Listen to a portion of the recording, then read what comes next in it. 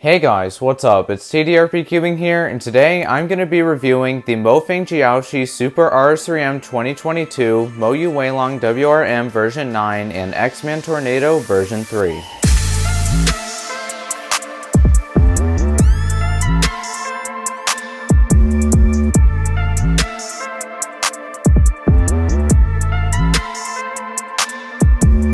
The Mofeng Super RS3M 2022 was a fairly decent cube right out of the box, and after setting this thing up, it has definitely made a notable improvement. After setting the spring compression to the third setting and lubing the pieces with Max Fleet and Mystic, the cube started to feel a bit airy and generally more pleasant to turn. It has a pretty satisfying plush and blocky feel to it, and it's also pretty fast but very controllable at the same time. This makes it quite the contrast to its predecessor, the RS3M 2021 Maglev edition, and I'm honestly not sure which I would say is better at this point. Initially, I would have undoubtedly held the RS3M 2021 over this cube, but now that I've given it time to improve, I'm basically at a standstill. On one hand, you have this cube that feels a bit more premium but also a little slow, and on the other hand, you have this cube that feels slightly cheaper while also maintaining a great speed and being all around fun to play with. So when it comes to choosing one over the other, I would say it pretty much depends on your own preferences. Neither of the two cubes are my main or backup, so I'd likely suggest looking for a different 3x3 entirely, but if you were to pick between these two, I really don't know which is better. The version of the Super RS3M that I got is a tad more expensive than the RS3M 2021, so I would probably pick that cube just because of this. But either way, both cubes are solid picks in my opinion, and they both make great beginner cubes. The Moyu Weilong WRM version 9 Maglev edition was a pretty big disappointment right out of the box, and since setup, my feelings about it have pretty much stayed the same. After keeping the spring compression on the second setting and lubing the pieces with Max Fleet and Mystic, the cube has made some improvement, but it still fails to impress me. It has a pretty light and dry feel with fairly average turning, and its corner cutting is pretty good, but that's all it really seems to have going for it. When compared to its predecessor, which also happens to be my current main, the WRM 2021 Maglev edition, this cube flops big time. The WRM 2021 has an amazingly smooth feel with a very comfortable turning speed, while the WRM version 9, at least for me, fails to even replicate, much less improve on, any of those features. I hate to be overly critical, but it honestly feels like Moyu took a step backwards when creating this cube, and that is immeasurably disappointing for me, as I am someone who generally loves Moyu 3x3s. Now, I have seen that there are a lot of people who do really like this cube, so there is a chance that you may like it as well, but for me, it just doesn't do it. In my opinion, of the three cubes I'm reviewing today, it's definitely the worst, but does that mean it's completely terrible? No. In fact, I would even say it's a pretty decent cube, but when it comes to my main, it just doesn't add up. So at the end of the day, would I suggest you purchase it to try it out for yourself? Maybe. Like I said, there are a lot of people who do love this cube, and I have yet to see a review as critical as mine, so buy it if you want. It may not disappoint. The X-Man Tornado version 3 was incredible right away, and since setup, it's only gotten better. After tightening the tensions, putting the spring compression on the fourth setting, putting the magnet strength back to the medium setting, and lubing the pieces with Max Fleet and Mystic, this thing was outstanding. Coming in as my most anticipated 3x3 as of recent, I no doubt had some pretty high expectations